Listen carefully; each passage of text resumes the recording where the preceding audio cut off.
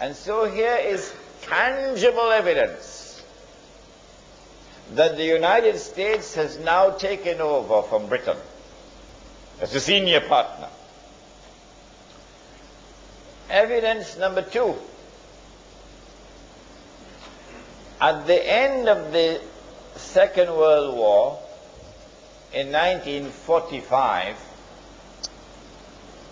the international community came together in a conference in Bretton Woods in upstate New York to create a new international monetary system. Prior to this, Britain, London, was the financial capital of the world. Ever since the Bank of England was established maybe 200 years earlier, London was the financial capital of the world. And the ruling currency in the world was the British sterling pound. His Majesty the sterling pound. But now at Bretton Woods, something strange happens. The Bretton Woods Agreement confers upon the US dollar the status of the ruling currency. And the Bretton Woods Agreement confers upon Washington the status of the financial capital of the world. Because the International Monetary Fund is now located in Washington. The British didn't like that at all. The World Bank is located in Washington. The British didn't like that at all. So here is the second tangible evidence that Britain has now conceded and the United States has now taken over as the ruling power in the world. And then came a third and even more dramatic evidence.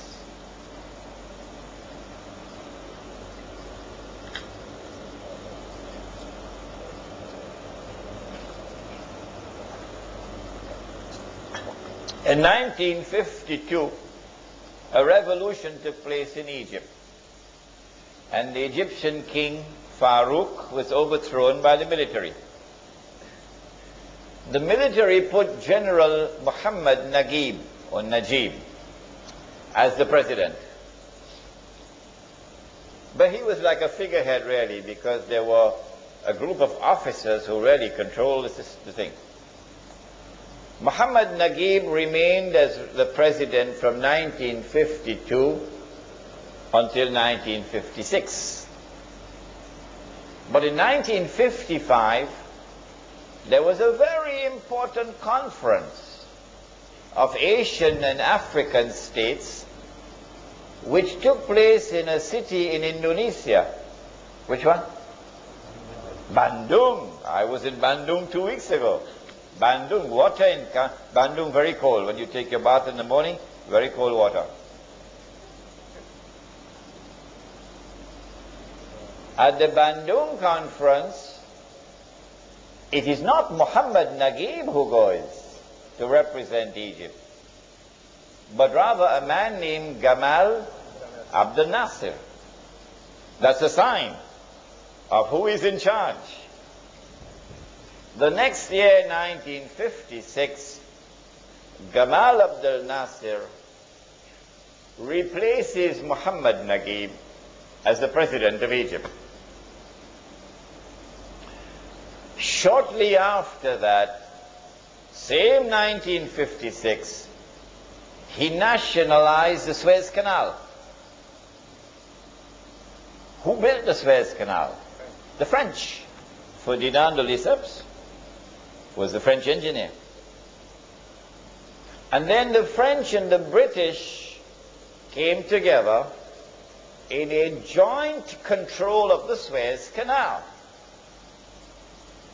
Gamal Abdel Nasser nationalizes the Suez Canal, removes the French and British troops which were there, and Egyptian troops now take control of the Suez Canal.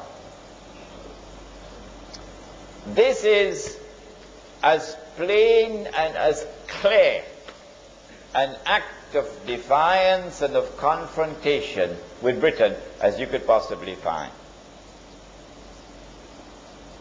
In order for Britain to have any vestige of a claim to be a superpower, Britain has to respond, must respond. Well, what Britain did was, strangely, mysteriously, Britain kept the United States out. And the British and the French joined with Israel, and these three countries invaded Egypt. They landed in Suez and they took control of Suez. And the Israeli army swept through the Sinai Peninsula and took control of the whole of Sinai. And the Israeli army reached to the Suez Canal.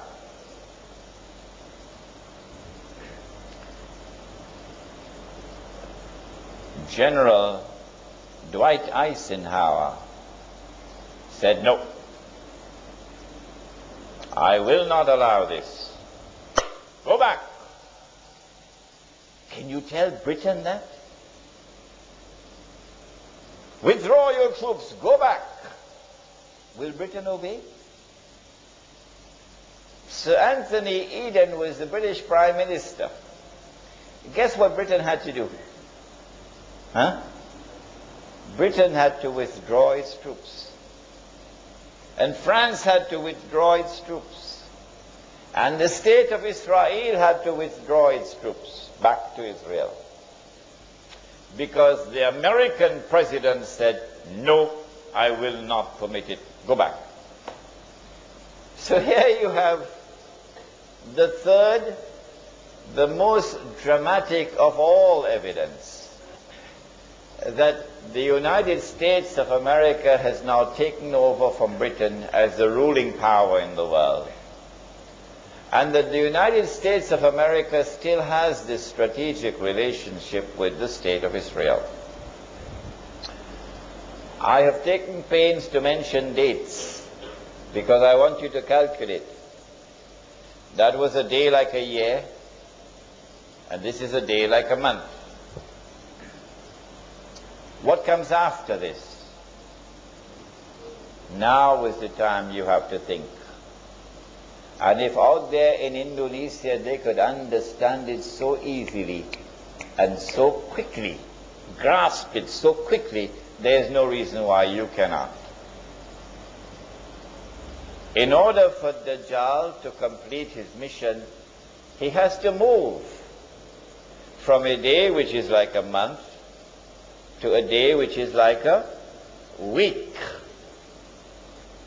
If when he was in a day like a year, he was in one territory, and that was the ruling territory, the ruling power, and then in a day which is like a month, he moved to another territory, and that country became the ruling power, it follows therefrom that when he moves to a day which is like a week, he will move to a third place, a third country.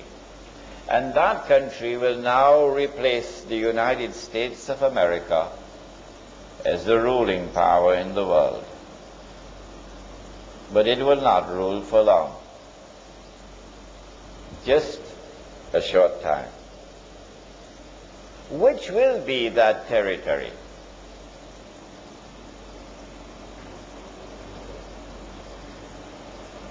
China? Ready? You think so? Anybody else? Israel, of course. Of course, Israel.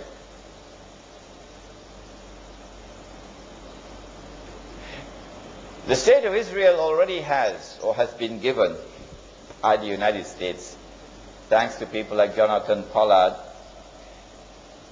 the nuclear know-how. The state of Israel has enough nuclear weapons, enough thermonuclear weapons to lay claim to be a superpower already.